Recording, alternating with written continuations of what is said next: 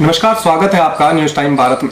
इस वक्त हम मौजूद हैं फकीर चंद नागर जी के साथ, जो कि पूर्व में जिला अध्यक्ष भी रहे हैं और जिला पंचायत अध्यक्ष की भी जिम्मेदारी इन्होंने संभाली है और अभी ये विधानसभा सीट के उम्मीदवार हैं। आइए इनसे जानते हैं कि आखिर समाजवादी पार्टी किन मुद्दों को लेकर जनता के बीच आने वाली है। स्वागत है आपका। आपका बहुत बहुत धन्यवाद। हम जो चुनाव में आ रहे हैं, हमारा जो मुद्दा है समाजवादी पार्टी का, सबसे बड़ा मुद्दा किसानों के साथ जो 1 साल से बॉर्डर पे पड़े हैं, उनकी बात को ये सरकार बिल्कुल भी नहीं सुन रही है। जबकि केंद्र में सरकार बीजेपी की है और प्रदेश में भी बीजेपी की है। पूरे देश का किसान परेशान है, भुखमरी के कगार पे है और इनको जू तक भी नहीं लग रही है बीजेपी वालों को। दूसरा मुद्दा हमारा जो बेरोजगारी का है, पूरे प्रदेश में बेरोजगारी इस कदर फैल गई है कि लोगों का चूल्हा भी नहीं चल रहा। खासकर हमारे ज़िले में गौतम बुद्ध नगर में पिछले भाजपा की सरकार आने के बाद रोज़गार बंद हो गए हैं और इन्होंने एक और कर दिया है, कंपनियों ने बड़ी ने कि 200 किलोमीटर से के बोर्ड लगा दिए हैं कि 200 किलोमीटर के बाहर का आदमी कंपनियों में आके नौकरी कर सकता है, जिससे पूरे ज़िले का युवक रोज़गार के लिए मारा घूम रहा है और युवकों में बहुत बड़ी नाराज़गी है।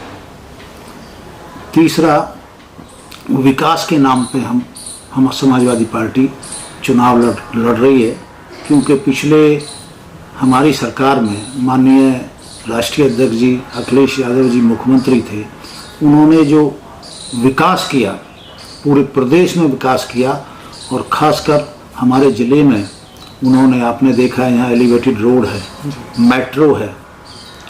दूसरा, जो मुआवजा का काम किया था उन्होंने, वो मुआवजा आप लोगों के सामने, सबके सामने है। बहन जी की सरकार थी पहले, उन्होंने 7-11 किया था, हमारी सरकार ने 35 कर दिया।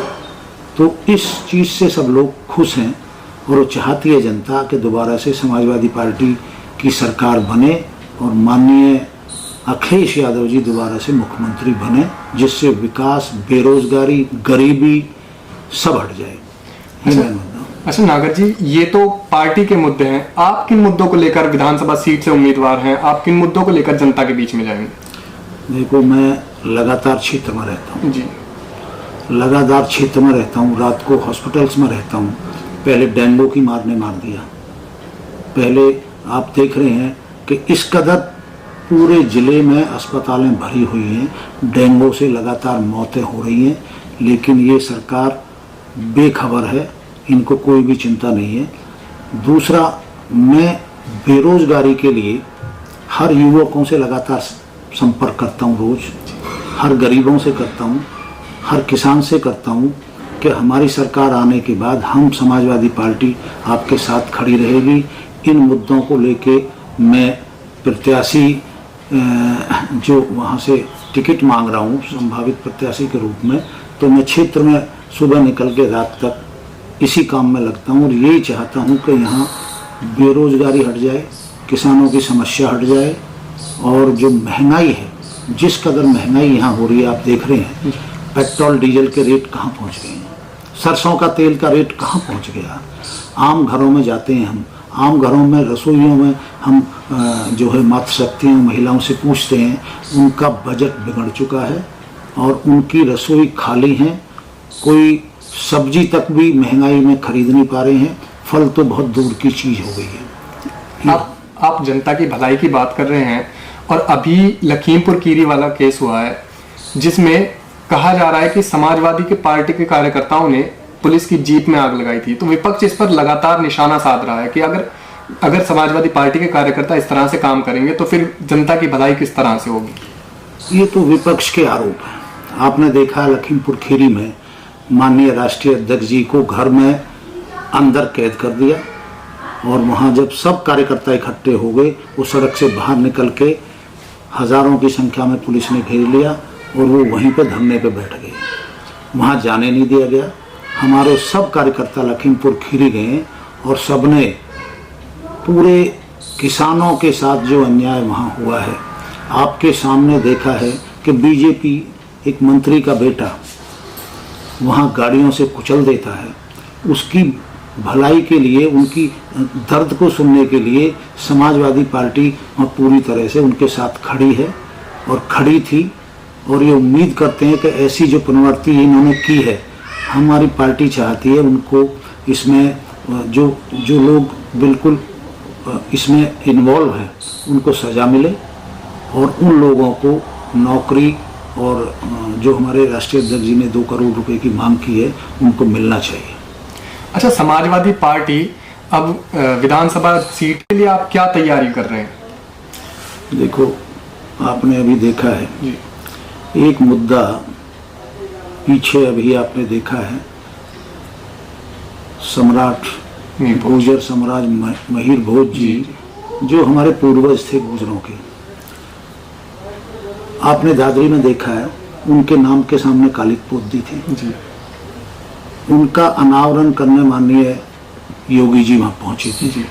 पहले नाम गुर्जर महिर भोज लिखा हुआ था, उसके बाद जैसे ही वो करने आए तो उस शब्द को हटा दिया गया, जिसकी वजह से हमारे पूरे देश में, और आप जिले की पूछ रहे हैं जिन मुद्दों पर हम बात नहीं करना चाह रहे, पूरे जिले में उसका बहुत बड़ा आक्रोश है।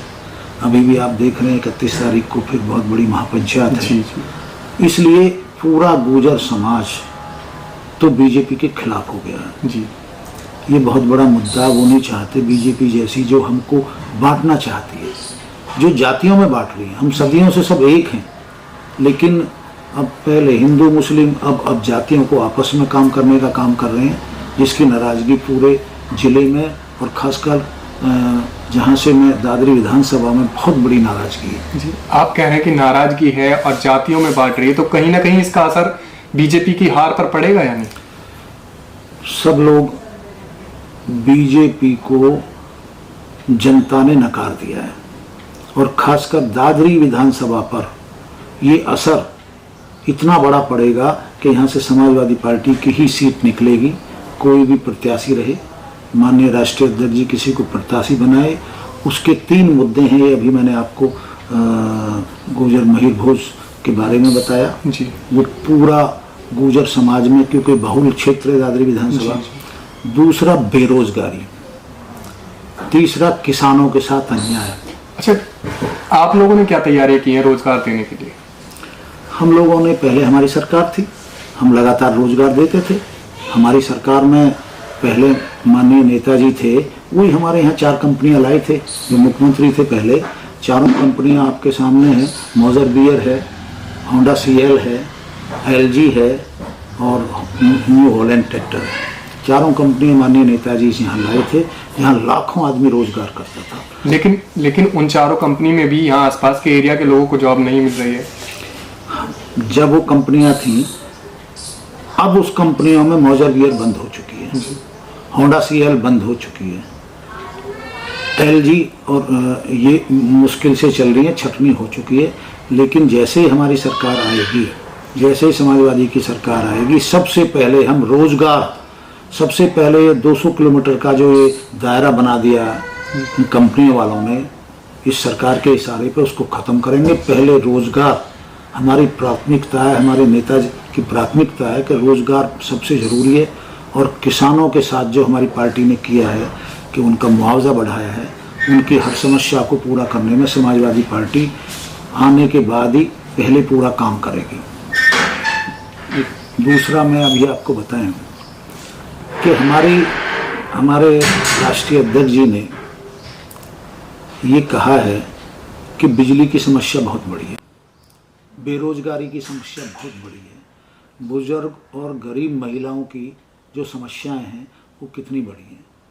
तो माननीय राष्ट्रीय अध्यक्ष जी ने ये कहा है कि जैसे हमारी सरकार यहाँ बनेगी, अगर हमारी सरकार आई तो हम 300 यूनिट बिजली फ्री देंगे, चाहे कोई भी एक किराएदार है या मालिक है। दूसरा, 10 लाख नौकरियों का उन्होंने कहा है कि हम सरकार बनने के बाद 10 लाख नौकरी देंगे, जिससे बेरोजगारी खत्म होगी। तीसरा, उन्होंने ये कहा है कि जो महिलाएं गरीब हैं उनको हर को 1500 रुपये पेंशन देंगे, उनके खाते में देंगे। ये 3 समस्या मेन है, उसको हमारे राष्ट्रीय अध्यक्ष जी ने बोल दिया। लेकिन इसी तरह के वादे तो मोदी सरकार ने भी किए थे कि बिजली सस्ती कर दी जाएगी और पेट्रोल के दाम भी कम कर दिए जाएंगे, तो क्या आपके दावे भी इसी तरह से रहेंगे या आप करके दिखाएंगे? देखो, हम बताएं, ये समाजवादी पार्टी है, जो कहती है वो करती है। हमारे राष्ट्रीय अध्यक्ष जी जो कहते हैं उसे पूरा करते हैं। उसको आपको याद दिलाना चाहेंगे कि यहाँ किसानों के लिए देश में पहली ऐसी सरकार थी जिन्होंने आज़ादी के बाद किसानों का नहर का पानी फ्री किया था, सरकारी ट्यूबवेलों का बिल फ्री किया था और करके वो लागू किया 5 साल। ये कोई बीजेपी की वो नहीं है। उन्होंने 15 लाख हर खाते की बात करी थी जी, 2 करोड़ नौकरी की करी थी। कोई पूरी हुई हो तो बता दो, कोई कहे 15 रुपये किसी खाते में आए तो बता दो। ये समाजवादी सरकार है, जो कहती है वो पूरा करती है और जनता उस पर यकीन करती है। लेकिन ग्रेटर नोएडा गुजरों का गढ़ है, दादरी गुजरों का गढ़ है, लेकिन यहाँ के आसपास के एरिया में अभी फिलहाल में गुजर नाराज है बीजेपी से। लेकिन उन्हीं के बीच में कुछ लोग ऐसे भी हैं जो कहते हैं कि हमें रोजगार चाहिए, ना हमें नौकरी चाहिए, हमें आप राम मंदिर बना के दे दो, जातिवाद करना चाहते हैं। ऐसा क्यों? देखो, ये तो धार्मिक उन्माद है उनका। किसी का घर में रसोई नहीं चल रही, किसी के बच्चे बेरोजगार पड़े हैं, उनको उससे कोई मतलब नहीं है। ये तो धार्मिक उनका एक फैलाने का मामला है। कुछ ऐसे लोग हैं विपक्ष के जो वहाँ जुड़े हुए हैं, उनसे अलग पूरा हमारा दादरी क्षेत्र सब इसके खिलाफ है और वो इस चुनाव में सबक सिखाएगा। तो आपको क्या लगता है आपकी बार समाजवादी पार्टी पूर्ण बहुमत से आएगी? किस तरह से काम करेगी? पूरे प्रदेश में समाजवादी की लहर चल रही है और समाजवादी पार्टी की सरकार बनने जा रही है। जनता ने बीजेपी को नकार दिया है और जनता चाहती है कि समाजवादी पार्टी आए और माननीय राष्ट्रीय अध्यक्ष श्री अखिलेश यादव जी दोबारा से मुख्यमंत्री बने और ये सपने, बेरोजगारी, किसानों के लफड़े वही ख़त्म कर सकते हैं। लोगों को पूरा यकीन है। अच्छा, एक आखिरी सवाल है। मैंने सपा कार्यकर्ताओं से मिलने के बाद मुझे कहीं ना कहीं ये महसूस हुआ कि समाजवादी पार्टी के जो कार्यकर्ता हैं, जो पिछले 5 साल से विपक्ष से लड़ाई लड़ रहे हैं, उन लोगों को आगे बढ़ने का काम नहीं किया जा रहा है। क्या वाकई ऐसा है? क्या पार्टी वाकई ऐसा काम कर रही है? समाजवादी पार्टी में एकता है।